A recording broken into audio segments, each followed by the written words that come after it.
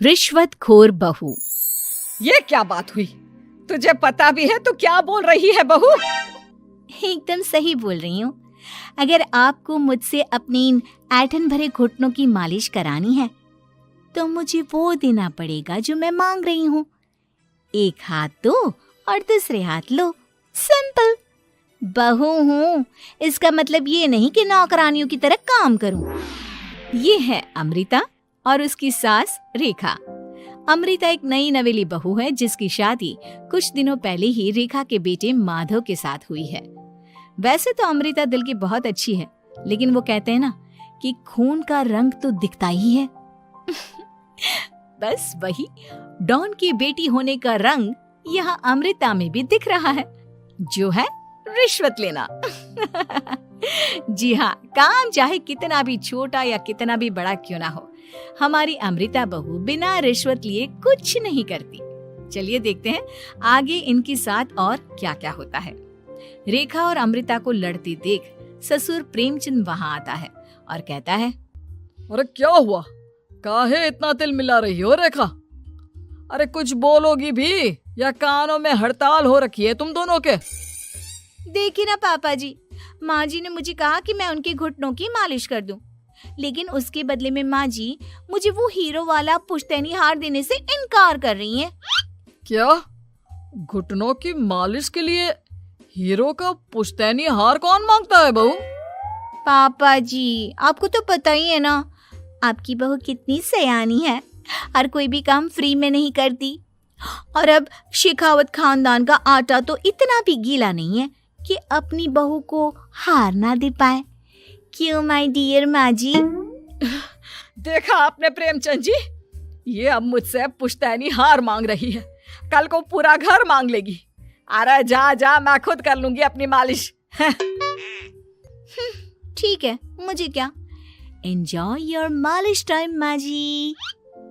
रात में जब पति महादेव दफ्तर से लौटकर घर आते हैं तभी कमरे में, अमू सुनो ना, मेरा वो लाल रंग का जो शर्ट है ना वो धो दो ना प्लीज। एक्चुअली कल मेरी एक इम्पॉर्टेंट इंटरनेशनल क्लाइंट के साथ मीटिंग है, बहुत बड़ी डील का ऑफर है, इसलिए मैं अपनी उस लकी शर्ट को पहनकर जाना चाहता हूँ। अभी धो दो, रात भर में तो सूखी जाएगी, फिर कल अच्छे से कड़क वाली इस्त्री कर देना अपने शुभ शुभ हाथों से। जी नहीं, मैं ये सब ऐसे ही नहीं करने वाली। अगर काम करवाना है तो मेरी एक शर्त है। अरे यार, तुम और तुम्हारी शर्तें, बोलो क्या है? आपको मुझे 10 मनीष मल्होत्रा डिजाइनर की साड़ियां दिलानी होगी। 2 हफ्तों में मेरी स्वीट हार्ट फ्रेंड बिल्लो रानी की शादी है। मैं वहां डिजाइनर साड़ी पहनकर जाऊंगी और सब कुछ जला दूंगी। माधव अपनी बीवी की बात सुनकर हैरान परेशान अपने सर पर हाथ रखकर बैठ जाता है। अरे तुम बीवी हो या आफत? तुम्हारे दिमाग में जंग लग गया है क्या? देखो इतने सारे पैसे नहीं है मेरे पास। तुम्हारी याददाश्त तो जगह पर है ना माधव, भूल गए? मैं एक डॉन की बेटी हूँ। अगर तुमने मेरे कहे मुताबिक काम नहीं किया तो तुम्हारे लाल शर्ट को दूर ही रखो, मेरे पापा तुम्हें ही लाल कर डालेंगे। ठीक है, चलो अब ज्यादा मत डराओ, तुम्हें जो चाहेगा मिल जाएगा। अब ये डर और रिश्वत का सिलसिला यूं ही चलता रहता है और इसी तरह समय बीतता रहता है।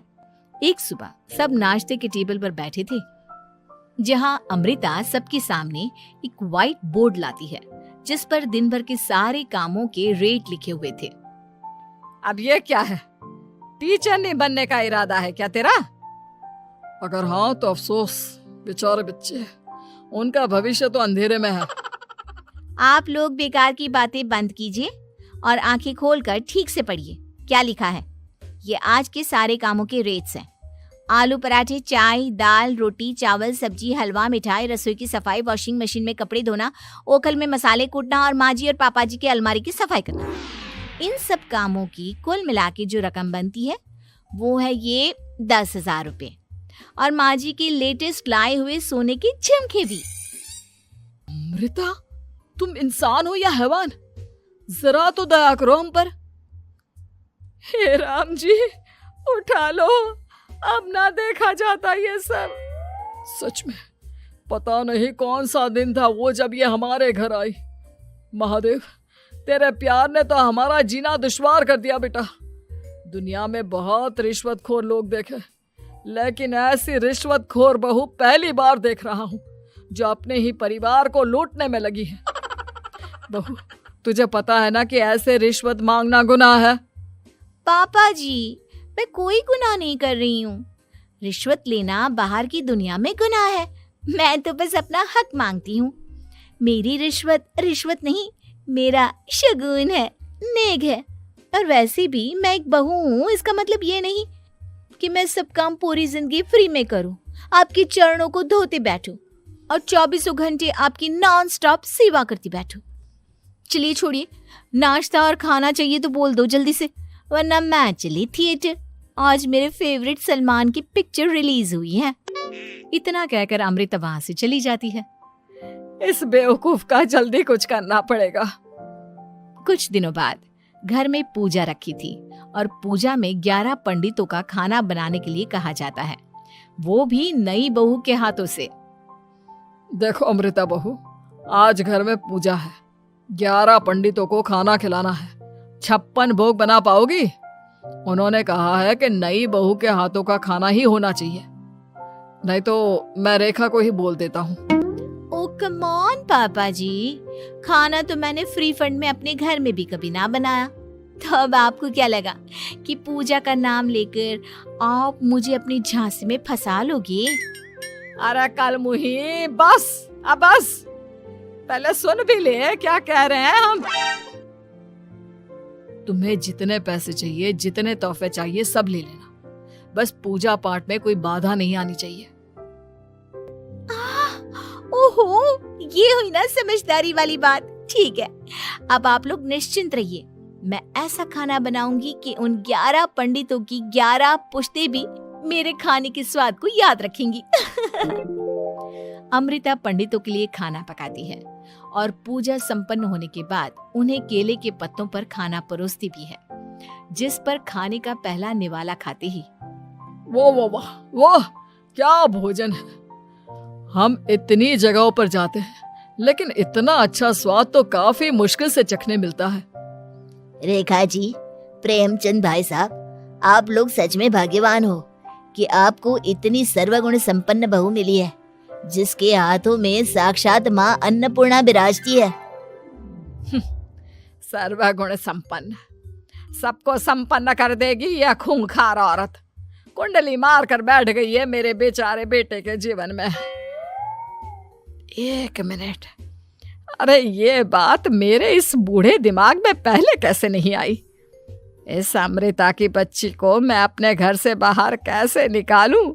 इसका उपाय तो पंडित जी के पास जरूर रहेगा।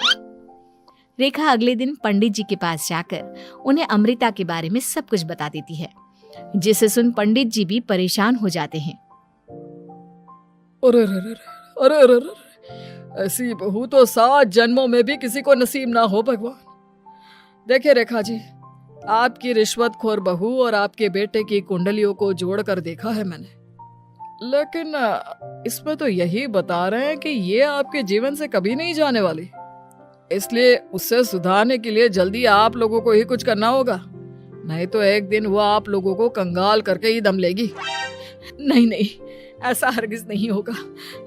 मैं कुछ करूंगी, हाथ पे हाथ धरे नहीं बैठूंगी मैं। वहीं घर पर अमृता को ये पता चल जाता है कि उसकी सास रेखा पंडित जी के पास उसकी और महादेव की कुंडलियां लेकर गई थी, और इस पर जब रेखा घर लौटती है तब वाह माँ जी वाह, बहुत ही ज्यादा सयानी निकली आप तो। लेकिन मैं आपको एक बात बताना चाहती हूँ कि मेरी और महादेव की कुंडलियां जोड़कर पूजा पाठ और हवन करके भी कुछ नहीं मिलेगा, क्योंकि मैं ऐसी बला हूं जो आप सबकी जिंदगियों से अब कभी नहीं टलने वाली, फिर चाहे आप कितने भी टोटके हवन या उपाय कर लें। तो खुद को समझती क्या है रे बदतमीज, तुझसे बात करना तो दूर, मुझे तो तेरी शक्ल देखना भी नहीं पसंद। अब सास बहू के बीच एक अनकहा सा युद्ध छिड़ जाता है।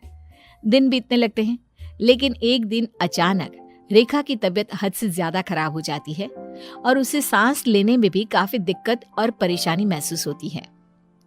जब उसे डॉक्टर के पास ले जाया जाता है तब डॉक्टर चेकअप करके कहते हैं, देखिए, मैंने सारे टेस्ट करके देख लिए हैं और रिपोर्ट्स को क्रॉस चेक करके ये पता चला है कि रेखा जी को गंभीर दिल की बीमारी है।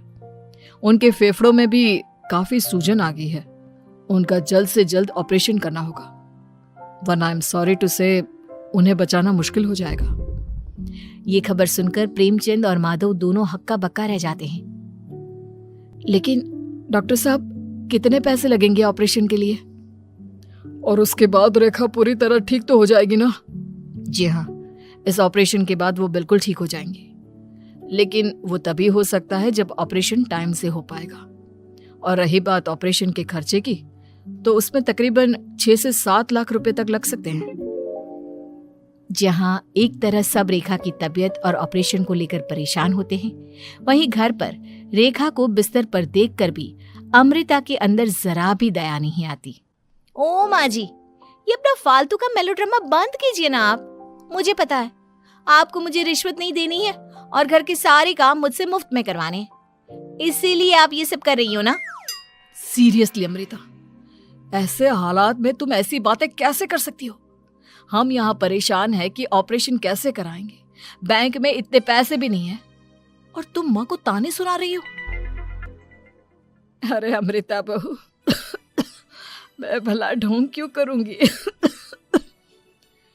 हम 6 से 7 लाख का बंदोबस्त कैसे करेंगे? करेंगे पापा, कैसे भी करेंगे।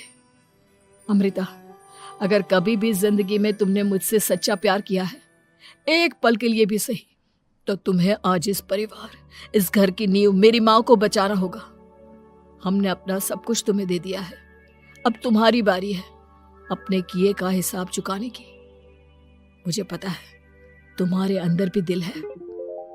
अमृता बिना कुछ कहे वहां से चली जाती है और अपने कमरे में जाकर वो अलमारी में से अपनी माँ की तस्वीर को निकालकर अपने सीने से लगाती है और भावुक हो जाती है। माँ, आपके जाने के बाद पापा ने ही मेरा ख्याल रखा, लेकिन उनकी वजह से ही मुझ में काफी बुरी आदतें भी आ गई। शायद मुझे इतना बुरा आपकी गैर मौजूदगी ने ही बनाया।